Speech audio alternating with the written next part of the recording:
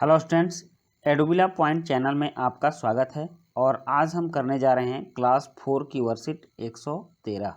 इस वर्कशीट में हम लोग मैथमेटिक्स करेंगे और मैथमेटिक्स में आज हम लोग कुछ अलग ही तरीका सीखने जा रहे हैं, जिसमें गुणा या भाग आप दोनों चीज़ें सीख सकते हैं। तो चलिए देखते हैं। वर्ष 2020 में जहां एक ओर सभी कोविड-19 से जूझ रहे हैं, वहीं दूसरी ओर इस साल कुछ जगह पर हद से ज़्यादा बारिश भी हुई है। लोग वहाँ फंस गए हैं।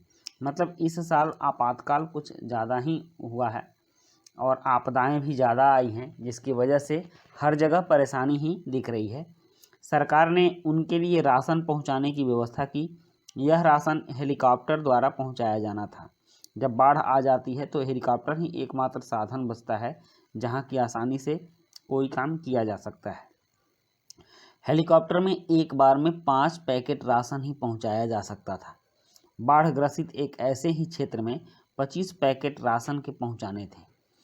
मतलब एक बार में 5 पैकेट राशन जाना है और एक क्षेत्र में 25 पैकेट राशन पहुंचाने थे। रमन और अजय ने अपने अपने तरीके से बताया कि हेलीकॉप्टर को सारे पैकेट पहुंचाने के लिए कितने चक्कर लगाने होंगे। तो यहाँ देखिए, कुल 25 पैकेट हैं। 2 चक्कर में जाएंगे, रमन का तरीका है 2 चक्कर में जाएंगे 10 पैकेट, और शेष 15 पैकेट अगले 2 चक्कर में जाएंगे 10 पैकेट, और शेष 5 पैकेट अगले 1 चक्कर में 5 पैकेट जाएंगे। तो इस तरह से 2 2 1 5 चक्कर लगाने पड़ेंगे। और इसके बाद अजय ने तरीका सुझाया कि कुल 25 पैकेट हैं, तो 2 पैकेट में आ जाएंगे 10 पैकेट 2 चक्कर में, और शेष 15 पैकेट अगले 3 चक्कर में आ जाएंगे, तो 15 पैकेट हुए। तो इस तरह से 2 और 3 चक्कर मिलाकर 5 चक्कर लगाने पड़ेंगे। दोनों में 5-5 चक्कर आ रहे हैं, लेकिन दोनों का तरीका अलग अलग है। अब कह रहा है कि अपना तरीका सोचिए और दिखाइए। तो सिंपल सी बात है, आप सीधे लिखेंगे कि एक चक्कर में 5 पैकेट, 5 पैकेट, फिर ऐसे ही वो 2 3 4 5 चक्कर लगाएगा, तो 5 चक्कर में 5-5 पैकेट जाएंगे। तो इस तरह से टोटल 5 चक्कर में वो 25 पैकेट पहुंचा देगा।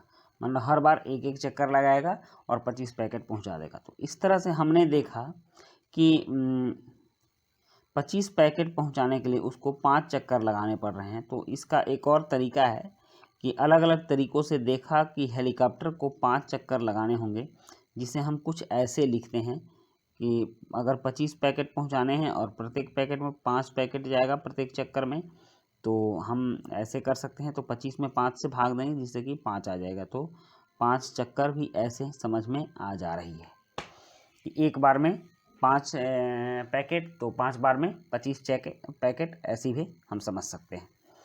अब कह रहा है कि आपको सोचना है और बताना है। सोचना यह है कि अगर 18 टमाटरों को 3 टोकरियों में बराबर संख्या में रखा जाना है, तो आप प्रत्येक टोकरी में कितने टमाटर रखेंगे। तो हमने सिंपल सा तरीका देखा है कि टमाटरों की संख्या कितनी है 18, और टोकरियों की संख्या 3 है, और सब में बराबर संख्या में रखा जाना है। तो 18 में अगर हम 3 से भाग करेंगे, तो सारे टोकरी में टमाटर रखे जाने वाले टमाटरों की संख्या आ जाएगी। तो 18 में 3 से भाग करेंगे तो उत्तर में 6 आएगा। मतलब कि आप प्रत्येक टोकरी में 6 टमाटर रखेंगे।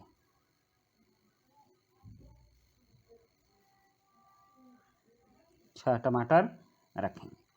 तो इस तरह से आपने बता दिया कि एक टोकरी में कितने टमाटर होंगे, 6 टमाटर। और अगर हम 6 टमाटर 3 टोकरियों में रखते हैं, तो आप देख लीजिए पूरे के पूरे 18 टमाटर आपके पूरे हो रहे हैं। तो संख्या बराबर हो गई और आपने सवाल भी समझ लिया। उसके बाद है, अनीता के पास एक फ़ोटो एल्बम है। फ़ोटो एल्बम तो आप जानते हैं, जिसमें हम अपने फ़ोटो रखते हैं। तो फ़ोटो एल्बम में लगाने के लिए 54 फ़ोटो हैं। यदि एक पेज पर केवल 6 फ़ोटो ही चिपकाए जा सकते हैं, तो वह 54 फ़ोटो से एल्बम के कितने पेज भर सकती है। तो इसका भी सिंपल सा उपाय है। सबसे पहले फ़ोटो की संख्या कितनी है, फ़ोटो की संख्या है 54, तो आप 54 लिखेंगे। उसके बाद एक पेज पर कितने फ़ोटो लग सकते हैं, तो एक पेज पर 6 फोटो लग सकते हैं, तो 54 में 6 से भाग देंगे, समझ गए। तो यह कितनी बार में जाएगा, 9 बार में। तो यहाँ हम 9 लिखेंगे, मतलब कि कितने पेज लगेंगे, 9 पेज लगेंगे। आप यूँ जोड़कर भी देख सकते हैं, अगर एक पेज में 6 फोटो लग रहे हैं तो आप देखिए 9 बार में इसको जोड़ लीजिए, 2 3 4 5 6 7 8 और 9 जोड़िए, 1 2 3 4 5 6 7 8 9। अगर आप इसको जोड़ेंगे तो यह 54 आएगा। मतलब कि अगर हम एक एक पेज में 6 फोटो लगाते हैं तो कितने पेज लगेंगे, 9 पेज लगने हैं। तो आपने समझ लिया कैसे उत्तर निकलते हैं इसके।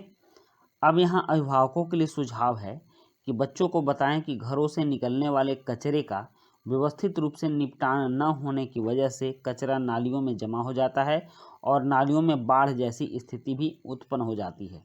उनसे चर्चा कीजिए कि ऐसी स्थिति से कैसे निपटा जा सकता है। और यहाँ फिर कोविड के संदर्भ में उचित व्यवहार संबंधी संदेश है कि कोविड-19 के विरुद्ध लड़ाई में सुरक्षित रहने के लिए मास्क पहने और सुरक्षित रहें। तो बच्चों, ये थी आपकी आज की वर्कशीट और आपने पूरी वर्कशीट की कंप्लीट की। इसके लिए आपको बहुत बहुत धन्यवाद। मिलते हैं नेक्स्ट वर्कशीट में। Thank you.